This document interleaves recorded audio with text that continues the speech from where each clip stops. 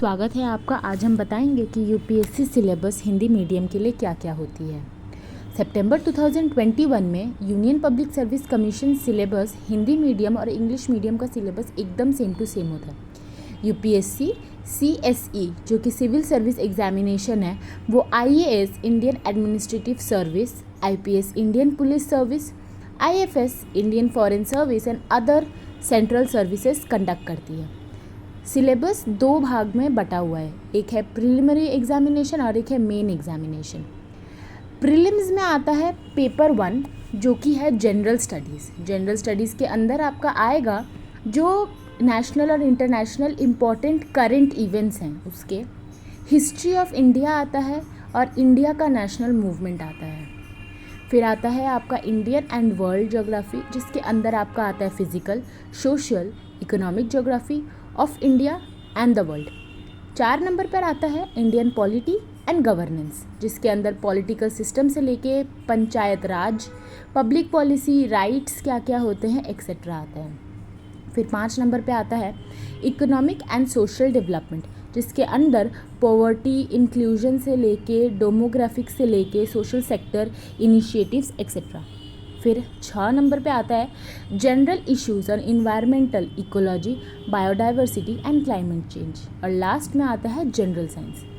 फिर एक और पेपर 2 होता है जिसको हम लोग कहते हैं CAST, जो कि है C civil, S service, A से है एप्टीट्यूड और T से है टेस्ट, जहाँ पे आपके नॉलेज को टेस्ट किया जाता है। पहला आता है कॉम्प्रीहेंशन, फिर आता है इंटरपर्सनल स्किल्स जो कि है कम्युनिकेशन स्किल्स, बात करने का जो स्किल्स है।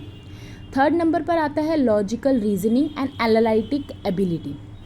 लॉजिकल रीजनिंग मतलब जहाँ पे आपको लॉजिक दिखाना है वहाँ पे आपका प्रॉपर रीजनिंग होना चाहिए, जो कि सामने वाला पेपर जो चेक करे वो एक्सेप्ट कर सके। Number 4 decision making and problem solving. 5 general mental ability. 6 number पे बेसिक लेवल मतलब क्लास 10 तक जो भी मैथ सिखाई गई है वो दिखाता है।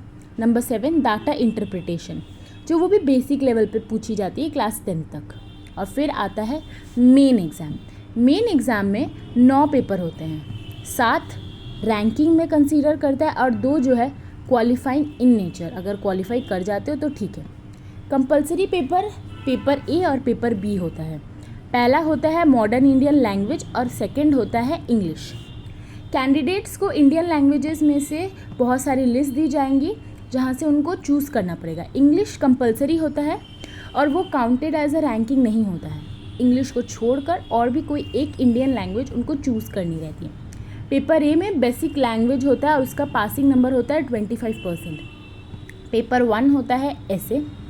पेपर 2 होता है general study, history, geography, society के बारे में जानना, वो सब का पेपर 2 होता है।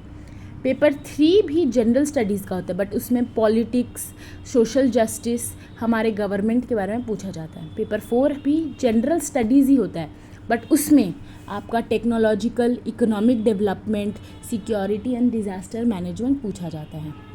पेपर 5 होता है जनरल स्टडीज़ का, जहाँ पे आपके एथिक्स, आपके बिहेवियर, आपका इंटीग्रिटी के बारे में बताया जाता है। 6 और 7 होता है optional paper 1 and 2। Optional paper में बहुत सारे ऑप्शंस होते हैं तो वो आपको चूज़ कर लेना पड़ता है। अब आते हैं हम प्लूटस आईएएस पे, जो कि नंबर 1 रैंक में आता है यूपीएससी के लिए, क्योंकि यहाँ पे बच्चों की प्रॉपर तरीके से देखभाल की जाती है ताकि वो यूपीएससी क्रैक कर सके। Proper chat facility, visual interaction दी जाती है with the expert faculty members.